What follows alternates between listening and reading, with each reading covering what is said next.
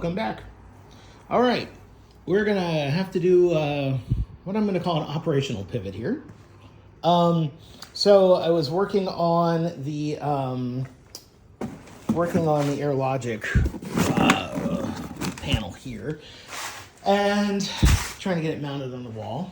If you're not familiar, I'm using what they call sleeve anchors. This is a sleeve anchor. Essentially, you tap it into the wall.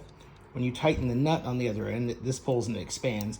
But what you do is you take the nut off and you put this through here, and then you put the nut on there, and when you tighten it down, it basically becomes one with the wall. Symbiotic relationship. Or something like that. I'm an engineer, not a scientist. You'll see I've got two holes drilled right there. One on the right, way too big. One on the left, way too small. Why? Because Home Depot doesn't have the 5/16 masonry bit that I need.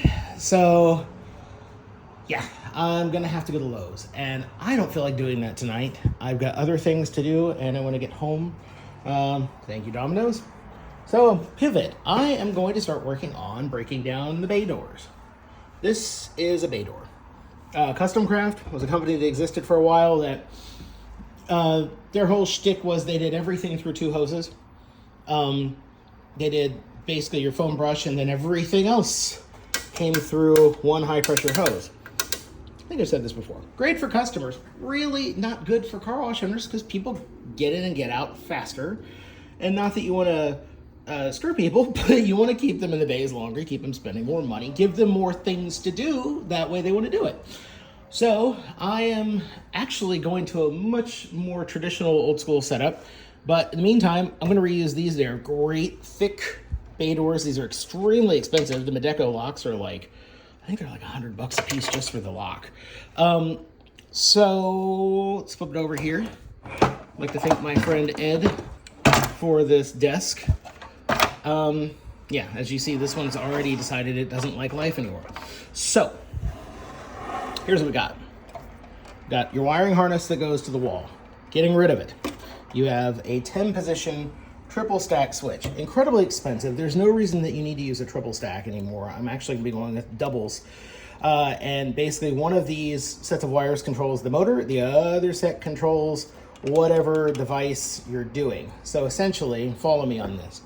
One of the signals from one of these wires would travel through the wall, through one of those gray cables coming out right there, into a box, through a small wire that goes to one of these pins right here, which fires off a set of solenoids. You turn that to that option, and it makes that thing, those click, they start doing their thing, you start getting whatever you want. If it's something that's high pressure, another set of solenoids on your tanks, on your wall tanks, on these things that hold the soap, that gets opened up. So I'm going to buy some more of those little solenoids.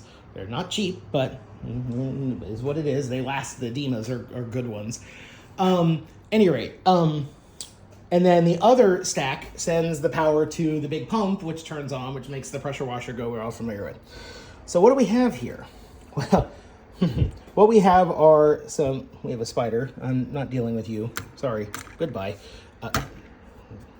Any rate, we have some old school timers that are basically these relays. Excuse me.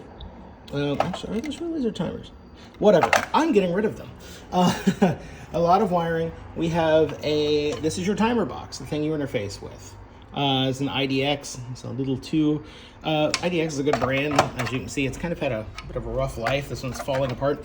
I am going with something a little different. I'm going with Dixmoor LED 7s, which are a more modern equivalent that has a built-in, you can use a remote control, all kinds of cool stuff with that.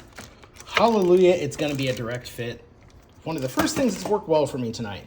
Any rate, we got this guy here. This is a coin acceptor. This is the thing that actually does your coins. I'm using IDX MA800s. They're older, they're fine. They're kind of an industry standard. There is space here where you could put a bill receiver if you want. I'm not going to do that. I'm gonna have cache right here. I'm gonna be taking everything else under the sun with the Nayax readers, and there's a lot. Paper wet bills, they get jammed up, they get full. You have to pull the bay door off more often to do things. You've got wiring and everything, and it's just nope, not doing it.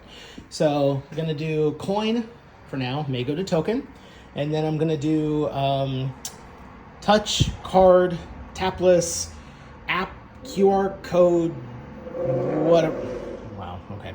Whatever your heart desires that is electronic and modern. That's what I'm gonna be going with.